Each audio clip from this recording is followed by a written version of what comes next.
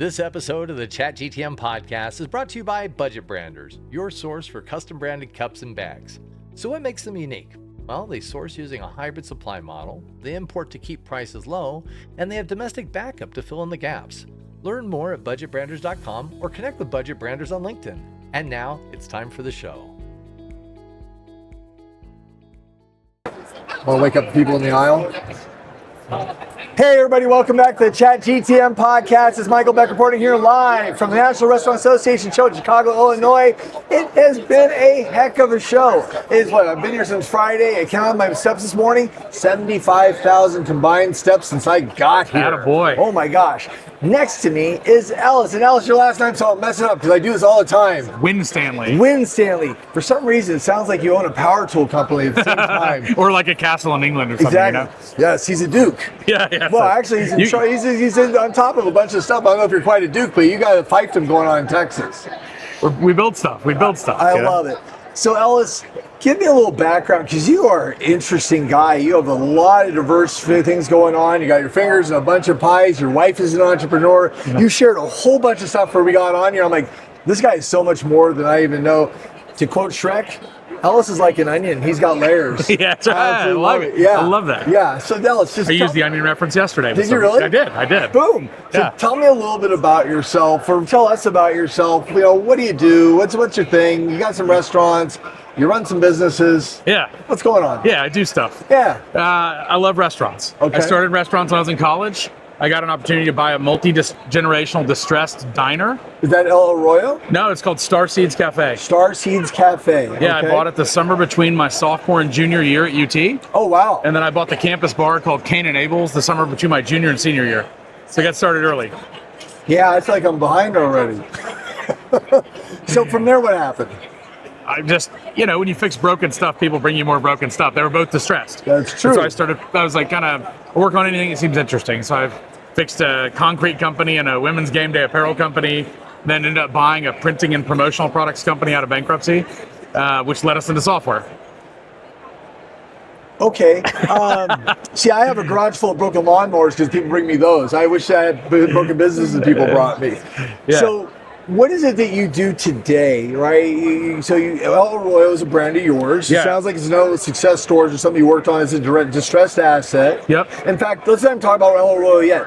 What is it that you bring to the table that allows you to turn around these distressed assets? Where is your superpower?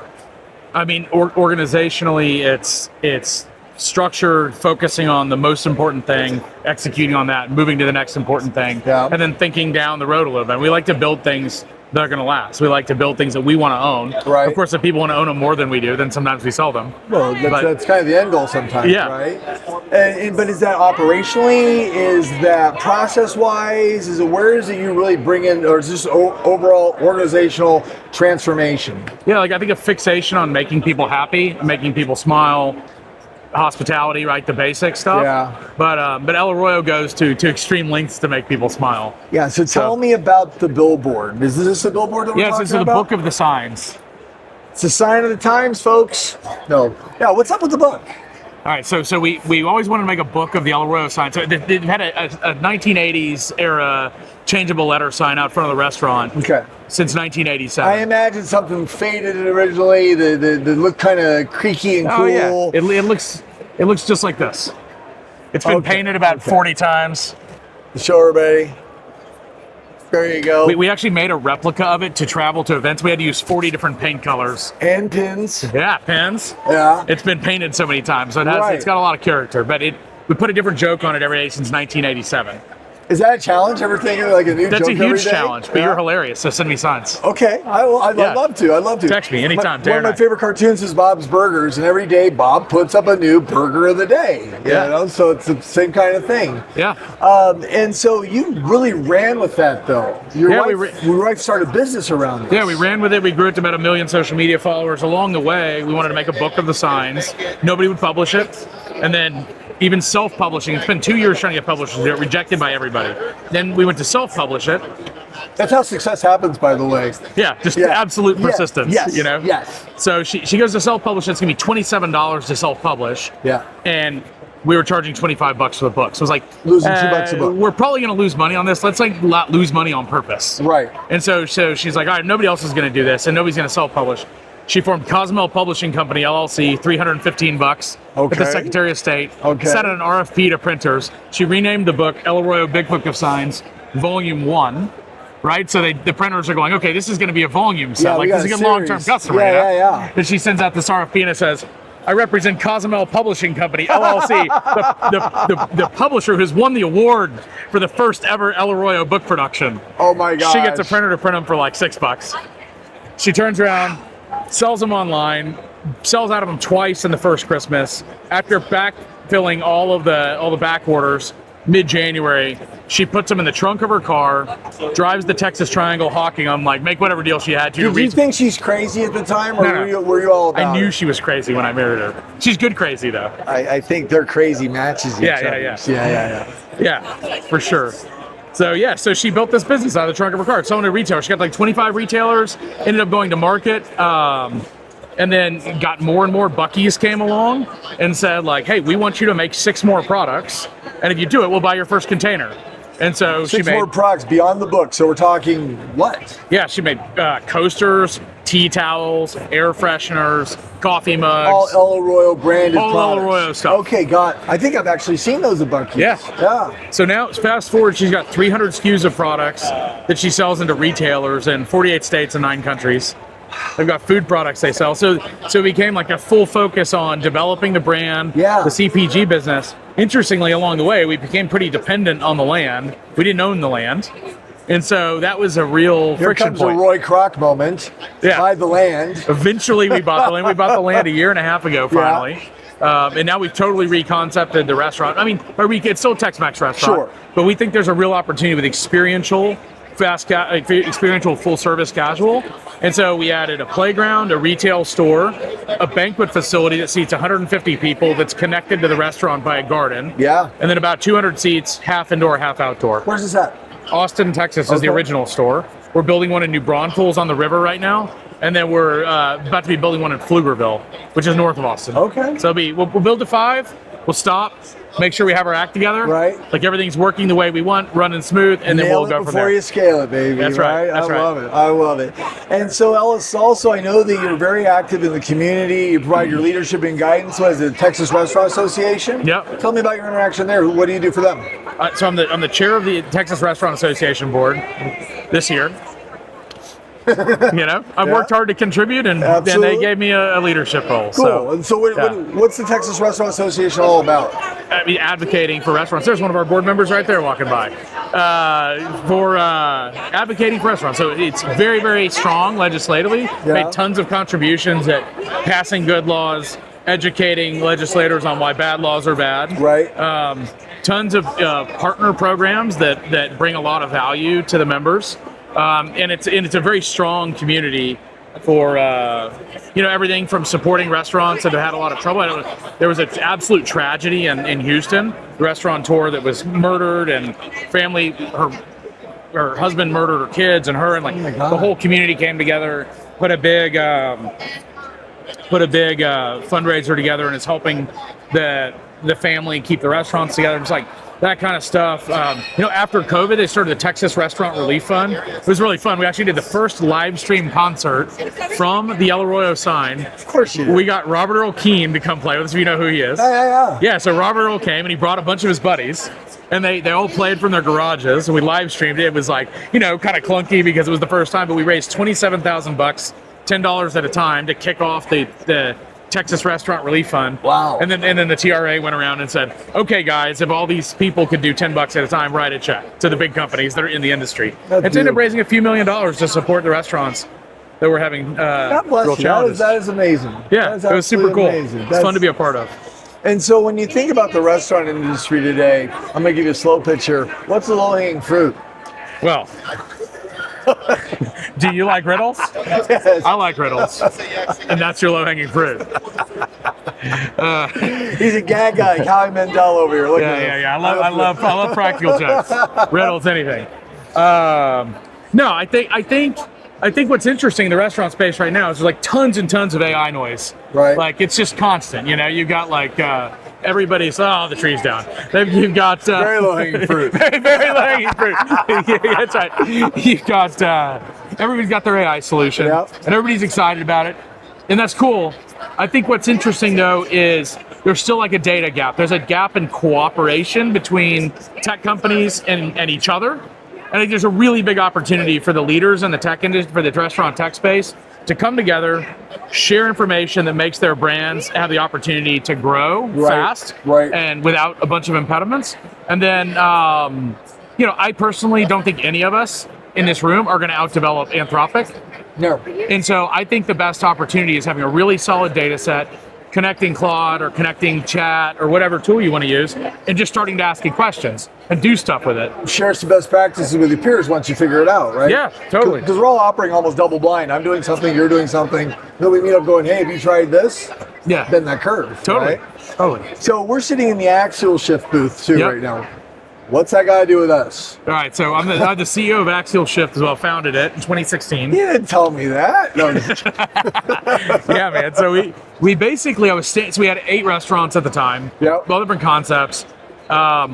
We felt like we spent more time on our quality time with our managers was spent like dealing with teaching them to execute like technology systems instead of developing hospitality skills. And I didn't think that made sense. And so what I wanted our managers out of the office, and I wanted them to be able to see, without doing any work, what was happening and what it meant to them, so that they could take action on it. Heads up management, not heads down. Totally. And sleeves rolled up, in the action, talking to guests, coaching teammates, hospitality. By the way, the thing that hospitality people love to do. I've never met like a really good restaurant manager who's like, you know what? I really would like to be in the office more. I love doing spreadsheets. Yeah. Like that's not a thing. No. And so I just couldn't find it. I spent a few years trying to talk other restaurant tech companies into doing it. And then I got frustrated and tired of waiting for them. So I moved some of the programmers from the other software company that did the promotional products company software. And we founded Axial. Wow. What is the name means something. What's the name mean? Well, so Axial is like it's rotating. It's kind of rotating around the center. Okay. And so our idea was like, what we already know about ourselves and what we know about our operations is kind of center mass. Now, how do we spin that out to everybody on the team in a way that they can do something with it? God, there's like almost a hub and spoke going on there. Yeah. So by definition, is it a training tool? I mean, there's a lot of elements of education, of psychology, of advertising that go into getting people to absorb information. But where we started was like, if we can just get all the information in one place, and we can make a mobile app and a web app that are so easy to use that you just look at them and you're like, I know what I need to do. And you go, then that's a real win. Right? That was hard. It took us 4 years. Axial was invite only for 4 years. Always multi-unit brands. Like, so we have single unit brands that find us all the time and use it. But like it was built really for multi-unit, so as the single units grow, obviously But we was invite only, and our thesis was, if a customer has to ask us how something works, the implication you have to draw is too hard to use. Yes. Right? Like if I take a guy who's been making schedules for 20 years and I give him a scheduling tool, and he can't just look at it and figure it out, like, is the tool easy enough to use? Is it well enough built? Back in Excel if that's the case. Right. Well, and it's free. It's common, right? The deployments are hard. It's disruptive. And so I'm looking at it like, how do I make this just so easy? So it took us 4 years of just listening, iterating. I mean, we iterated the way the navigation works 19 times before people stopped asking us about it. Okay. We finally, the 19th time, we started thinking about it from an operator's point of view. And then that was it. Instead of a developer's point of view. Bubble, right? The engineering brain is different than what the usage is, or the operator move, right? And that was interesting. So over the years, we built a scheduling tool into it. We've got about 10 different apps we built into it. But to your point about the engineer brain, like one time a day, a customer came to us and said, listen, there's like 25 schedulers in the restaurant space. And every one of them was built from a programmer's point of view. But you know what? They're analytical learners. And you know what restaurant people are? Experiential? Visual learners. Visual, okay. They don't learn that way. Can you make one easy for visual learners? We're like, sure, we'll make it easy for visual learners. So we built a scheduler. And then we did some other things to it that were missing, like Google Sheets works. It updates all the time, stuff like that. But then we did that with like 10 different apps. And as we've gotten bigger and bigger customers, they've said, well, like, we want to use this other scheduler where you integrate it, even though you sell one. I'm like, yeah, sure. Like, we'll integrate to anybody. Right. Even if they sell, and I had this really interesting conversation with somebody yesterday, it's a tech company. They said, I said, we need to integrate. We've got a mutual customer that wants us to. And they said, but if we do that, you're going to take some of our customers. And I said, yes, we are.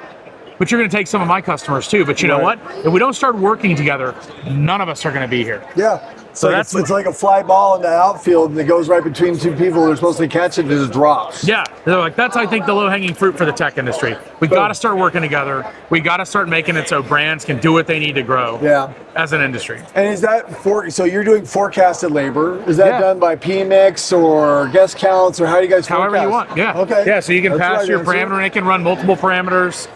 So it's all planned. We're really focused on what's your plan and then what happens. So it starts with forecasting. Here's what we think the forecast should be. Edit your plan. Then that flows through to scheduling, which flows through to the daily guide that pulls the guys through service, which then flows through to the reporting and ultimately out to the payroll. Feels like it's naturally you probably have a task management solution side of there. That's part of it. It's built into the daily guide. Is there a HACCP part, line checks, temperatures, things like that? Yeah.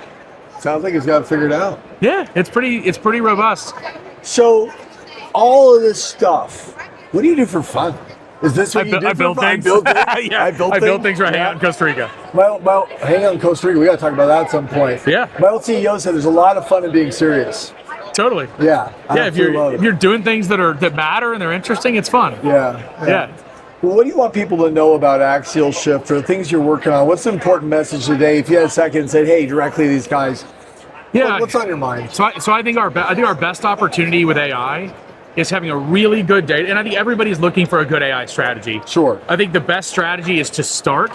I think having a good data set and then connecting Claude to it is the best strategy. So that's what we're doing. And like all of our development energy around AI is going into making Claude as effective as possible. So what you think is people say, I've got an MCP server, you can hook it up. Sure. That's it's like the interpreter between us and Claude. Right. But building one is not hard. Building a good one is super hard. Right. And you have to really listen to customers. You have to pay attention to the things that they're asking Claude about. Look at the requests that are coming back. How do we make it better context, more efficient, and make sure it's right? Right. Because a lot of AI right now is not delivering correct results. No. And you go just like, the take it and data run layer with is it. bad. Yep. Right.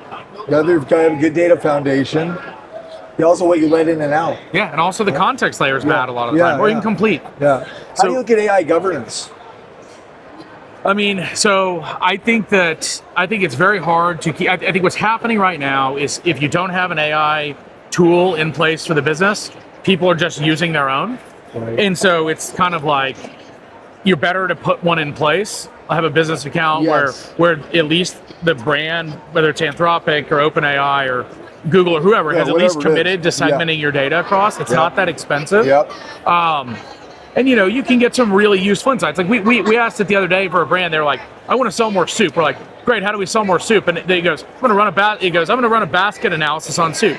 This tomato soup sells well with these sandwiches, sells okay with these sandwiches. This is the person in your system that does the best job of attaching soup. Yeah. The cashier. Let's figure out what they're saying, send it through Axial as a message to this thing. This is how you sell soup attachment, and then do a contest inside of Axial for people to compete to sell who can get the most soup attached. Gamification Axial too? Oh yeah, it's a huge part of it. Yeah, it's a huge part. I think we're going to need a demo at some point, my friend. Let's do it. I love it. Let's do it. Well, Ellis, you are a fascinating dude. What's your wife's name? Paige. Yeah. How long have you guys been married? Oh, gosh, what is it? 2010, 2016 years. Fantastic. That's beautiful. I think I should know the answer to that off the top of my head. You got to warn me next time you're going to ask me a question. Paige, you can beat him up later for me. Yeah. And then speaking of dates, you have the Texas Restaurant Association show coming up when? Yeah, July 12th and 13th. July 12th and 13th. Can anybody participate in that, or you have to be a Texan? No, you don't have to be a Texan. Dude, everybody's welcome in Texas. I don't know. Come on, we're the most open, fun. Yeah. We're like, I think that does set. So we had a party with California and Florida, and I renamed it FSO. So I had a big banner said "Welcome to FSO," and underneath it said "Fun states only, but you can self-declare." And so everybody coming in was like, "Well, like, we need to set the tone on the way in." Everybody know like this is going to be a good time. Dude, you're something else. I mean, I had no idea. I am so glad I met you, Ellis. You too. Genuinely. You too, man. Like, there's people you meet. They go, okay, I'm going to go through this and have a moment. You check the box, you go on to the next one. I'd sit with Ellis. I can sit with him all day. Your energy is infectious, man. I absolutely love it. I'm rooting for you. Not that you need my root because you're doing really good, but this is one of the good ones. So if you have questions, what's your website? One of them. Well, so Which one do you want? Axial Shift.com. AxialShift.com. El Arroyo is ELARROYO.com. Okay. Our branded products company is AztecWorld.com. Texas Restaurant is TXRestaurant.org. You got restaurant.org for the National Restaurant Association. I don't know. You keep going. All these little flashing animations are popping above our head as we're talking in post. So, well, if you guys have any questions about what Ellis is working on, the guy's active on LinkedIn. Clearly, he'll spend time with any goofball and have a conversation. He knows about low-hanging fruit in a way that few other people do. He likes cracking puzzles. He likes making puzzles and challenges. He likes solving problems and building things. This is somebody that everybody should be watching. If you have a chance to talk to him, I highly encourage it. I've had the best time I've had at this show so far talking to a person.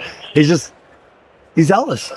He's Ellis. Thanks, amigo. Yeah, so for now, this is Michael Beck and Ellis signing off here from National Restaurant Association show with now Axial Shift, with El Arroyo's Big Book, and all kinds of other great stuff. I promise we only get the tip of the iceberg here with Ellis. I think I'm going to ask him back for another one, a longer session that's not on show floor where a million people want to talk to him. But for now, it's Beck and Ellis signing off. We'll see you guys in the next one. See you later.